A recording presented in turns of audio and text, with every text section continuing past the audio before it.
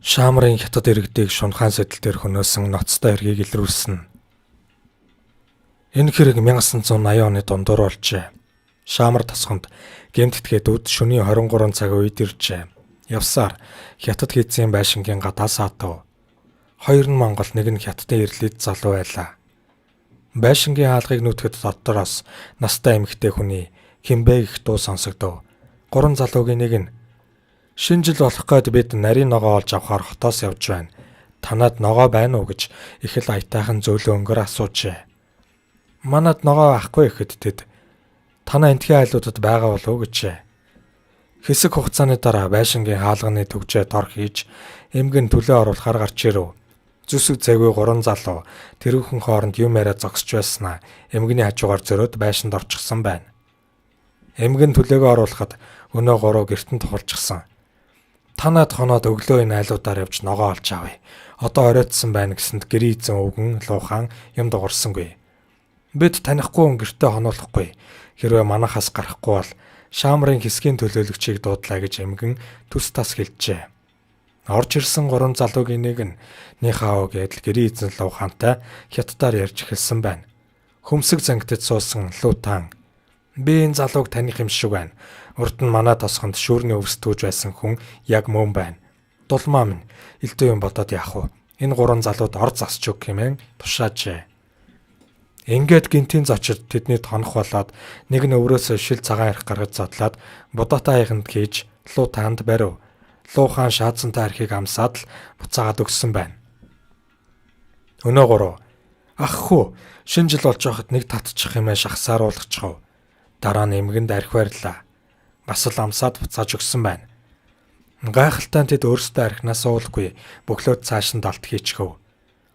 Тэгээд 23 цаг үед унтах болж өвгөн орон дээрээ эмгэн баруун талын орон дээр ирсэн хүмүүст авдрын өмнөр газраар ор засч өгчээ.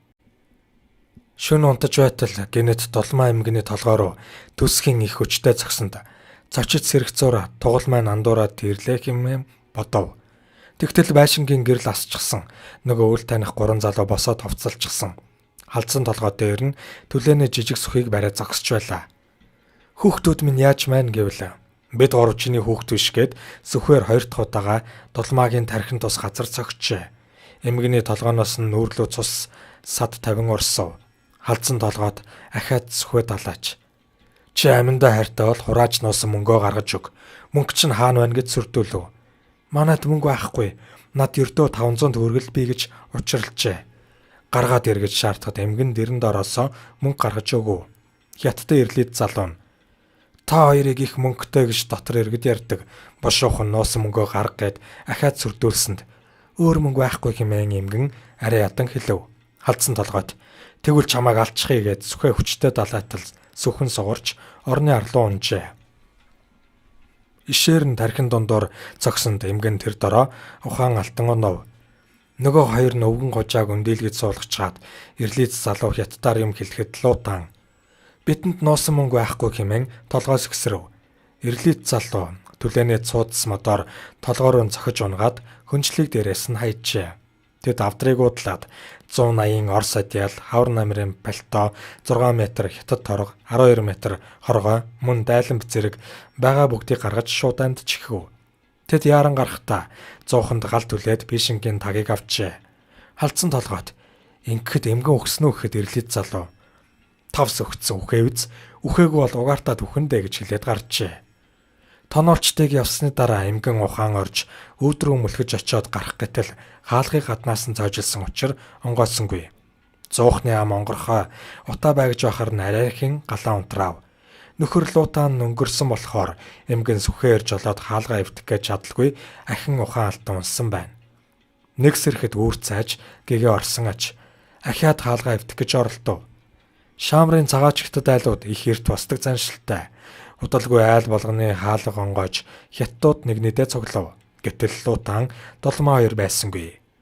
Нэг луухан яаран тэдний гэртэрүүл байшингийн хаалгыг гаднаас нь зоожлоод түлхүүрийг нь жорлонгийн хажууд хайчихсан байжээ. Хаалгыг нээж ортол дулмаагийн толгой болттой өс нүур ам хувцсан нэлдээ цус болчихсон. Хүн аймаар амтан жижиг сүхвэрээд зогсож байх нь тэр. Дулмаа хаалганыхаа модыг дотроос нь эвдэж гарахыг оролдож чадахгүй зогсож байсныг мэдсэн Луухан толгойнх нь шарахыг дарж боож өгөөд эргэн луутаан үхсэн юм шиг байхаар гарч айлуудынхаа хүмүүст хэлв. Дараа нь Шаамрын хэсгийн төлөөлөгчд хүн амны аимшигтай хэргийг мэдэгдэжээ. Сэлэнгийн цагтан цэргийл хилцээний дарга дэд хурандаа баасанд орж шуурхай хуралдаан зарлаж Шаамарт гарсан хүн амны онц ноцтой хэргийн зааварчилгаа өгөв. Ингээд мөрдөн байцаагч төслөгч очир хувийг шүүх эмнэлгийн шинжээ чимж баваасан нарыг аваад прокурорт мэдэгдээд яарвчлан хэргийн газар дээр иржээ. Тус тосгоны ногоо тарж амьдардаг Хятад Монгол хэсэг хүмүүс жижигхэн шавар байшингийн гадаа бөөгнөрөө зогсож байлаа. Ганц өрөө жижиг шавар байшинд орвол нүүр ам хувцсан нэлт цус олчихсан. Толгойг нь боож багалсан настай монгол авгаа маш их айд сандарсан шинжтэй үг дуугүй доош хараад хөдөлгөөнгүй сууж байв.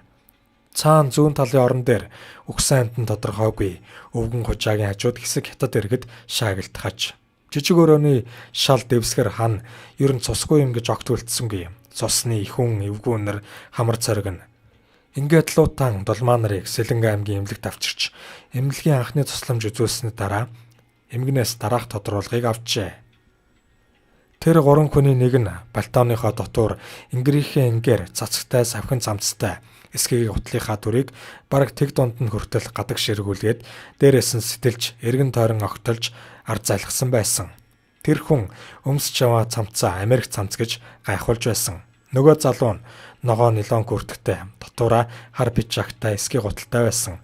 Өөрийгөө Хятадын ирлийцгээд байсан залуу нь хар пальто, хар пижактай эсгийн гуталтай бүгдээрээ хар чандган малгайд ухтуулсан. Ойролцоогоор 20-30 насны хүмүүс байна лээ. Тэд нэрээ хэлээгүй гэв. Гэмт этгээдүүд энэ алийг эртнээс урьдчилж нарийн судлаад зориуд зорж ирсэн болох нь тогтоогдов. Шаамрын Хятад иргэд нарийн ногоо дарж түүнийг хот хөдөөд борлуулдаг. Хятад иргэд мөнгөө банкнд хийлгүй өөр дээрээ хадгалдаг гэсэн баримжаагаар 3 алуурчин этгээд халтсан бололтой.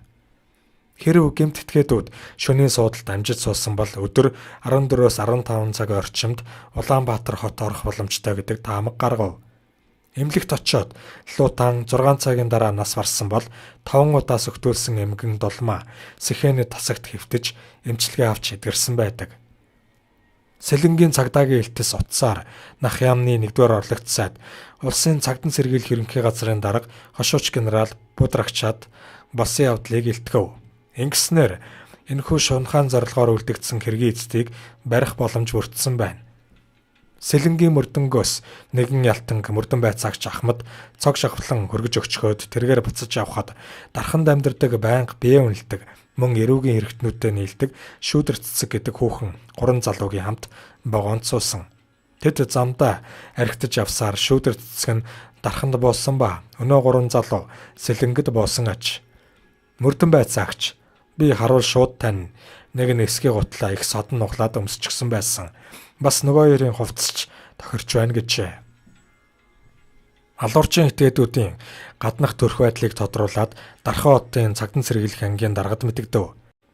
Шүүдэр цэцгийн гэрээг цагдаа нар хяналтанд авав. Тэгтэл шуудаа өрсөн 3 залуу шүүдэр цэцгийн герт орсон ба эргэж гарч ирээгүй. Гэрээ эзэгтээ 2 удаа дэлгүүр явж арх авчирсан тухай мэдээлв. Гэмт хэрэгтнүүдийн өмсөж байсан хувцс тэдний хувцастай тохирсон тул цагдаагийнхан гиндүүлэнд арч 3 этгээдийг барьжээ. Халдсан толгойтой нь Доксмын инкс өх гэгч байлаа. Тэрбээр хулгай өвчнгийн хэрэгээр 10 жилийн ял авч Берлигийн шоронд ялагдж явхдаа 6 сарын өмнө оргсон. Даштиндуийн наран цогт нь урд өмнө дээрмийн эргээр Берлигийн шоронд ялагдлаад гарсан. Ирэх чөлөөт амьдралд алхаж явхдаа ахин гэмт хэрэг үлдээд Октябрийн районы цагтан цэргийлэхийн мөрдөн байцаалтаас оргсон этгээд байв. 3 дахь нь Ван Фан овогтой Эрдэнэтөр Барсал Берлигийн шоронд Домын 8 эрхэлсэн хэрэгээр ял идлээд суллагдсан нэгэн. Наривчлан шалгахад инкс өх наран цогт Эрдэнэтөр 3 Берлигийн шоронд гал хам явж байхдаа Шаамрын Хятад иргэдийг цөлмөх төлөлгөө боловсруулсан аж. Эрдэнэтөр би Шаамрын мөнгөтэй овжаануудын гэрээг сайн мэднэ. Эндээс гарвал гуруула хагартлаа баяж болно хэмээн ятгсан байсан гэдэг. Ингээд 2 гал хам нь шоронгоос суллагдсны дараа инкс өхийн сэтгэл гэгэлзээд байд суухад хэцүү болсон байна. Эцэст нь тэр бэрлэгийн шоронгийн уулын хэсгээс оргоод ирэхэд наран цогт танхаарсан гэргээр цагдаад шалгагдаж батлан даалтанд байв. Гал хамууд уулзсан 3 өдөр архитаад эцэст нь Шаамрыг зоржээ. Урд өмнө Эрдэнэтөр Шаамарт очиход тентхий иргэд Лутан Шаамрыг хамгийн баян хятад тэдний зойронд дор хаяж 50,000 төгрөг байгаа хэмээн ятгаж байсан юмсанж. Ийхүү шоронгийн гал хамууд ба мис барьсан 3 алуурчин гэмгүй өгчтэйг алж хэмжээгүй баяжхаар хөдөлсөн нь энэ.